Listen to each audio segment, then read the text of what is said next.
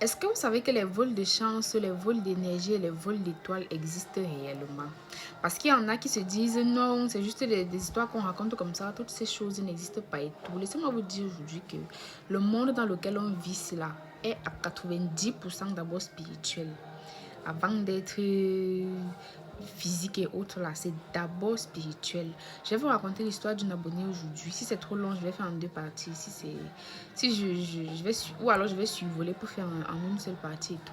Je vais vous raconter l'histoire d'une abonnée. Elle m'a écrit, elle vit au Canada. C'est depuis qu'elle m'avait raconté cette histoire. Mais à chaque fois, je ne trouvais pas le temps. Bref. Elle m'a écrit donc, elle a rencontré un homme. Tout allait bien entre eux. Il lui offrait les voyages, les cadeaux par-ci, bref, tout ce que les femmes aiment là. Elle vivait le grand amour et tout. Elle ne savait pas que son soi-disant petit ami n'avait pas deux yeux. Ses narines ne servaient pas qu'à humer les odeurs. Il humait aussi autre chose. Voilà comment le monsieur vole son étoile. Il vole son énergie. Il vole même sa santé. Parce que oui, on peut vous voler votre santé. Il vole sa santé. Et même son aura. Du jour au lendemain, il la quitte, il part s'installer en France et il lui nargue carrément que tu penses que j'étais avec toi parce que tu étais la plus belle femme. J'ai vu ce que tu dégages. J'ai senti ce que tu dégageais. J'ai vu ton avenir. J'ai vu ton étoile.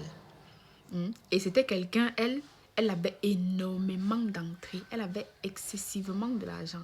Ces choses marchaient bien. Elle avait un bon boulot stable et tout. Bref, sa vie était normale en fait. Elle vivait une vie où elle n'avait pas à s'inquiéter de ce qu'elle va manger et tout. Elle avait une vie stable, financièrement bien stable. Elle n'avait pas besoin d'un homme. Et lui, le monsieur, il entre dans sa vie. Le monsieur entre dans sa vie à une période où lui, ces choses ne marchaient plus trop. Mais il ne lui avait pas dit. C'est à la fin qu'il lui dit. Et quand il lui dit ça quand il est déjà parti, sachant que c'était une petite, on va dire qu'elle était encore un peu naïve parce qu'elle est quand même encore petite. Donc quand il déménage en France et tout, il lui nargue carrément qu'il était avec elle uniquement parce qu'il a vu son étoile, il a senti son aura, bref, il a vu son avenir. Et il lui dit carrément que j'ai pris tes chances, j'ai pris ton étoile. Et tu ne seras plus rien.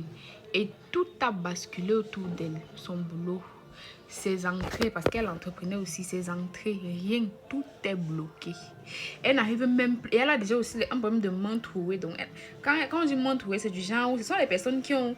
Tu as l'argent, mais tu ne fous rien avec. Tu peux avoir même 2 millions aujourd'hui. Donc, tu ne vas pas te rendre compte de ce que tu as fait avec l'argent là. Ça passe seulement comme ça en fumée. Elle a ce problème aujourd'hui à cause de son ex. Il a fini comme ça. Il l'a bloqué de partout. Maintenant, même dans les rêves, on ne la laisse pas. Les attaques spirituelles, les couches de nuit, les maris de nuit, tout ça, c'est elle. Elle a tous les problèmes de la terre actuellement à cause d'une relation. Quand quelqu'un entre dans vos vies, si vous êtes chrétien, mettez vos genoux au sol, vous priez.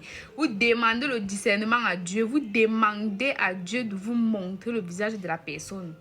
Si vous n'êtes pas chrétien et que vous croyez peut-être aux ancêtres et tout, demandez à vos ancêtres, faites les libations, concentrez-vous, ils vont vous révéler le visage de la personne. Moi, il y a des choses que quand je veux savoir, il suffit seulement que je me concentre dans la prière. Il n'y a pas 2 jours, je vais rêver, Dieu va me dire. Donc, prenez votre vie spirituelle au sérieux. Quand je dis au sérieux, là, c'est au sérieux.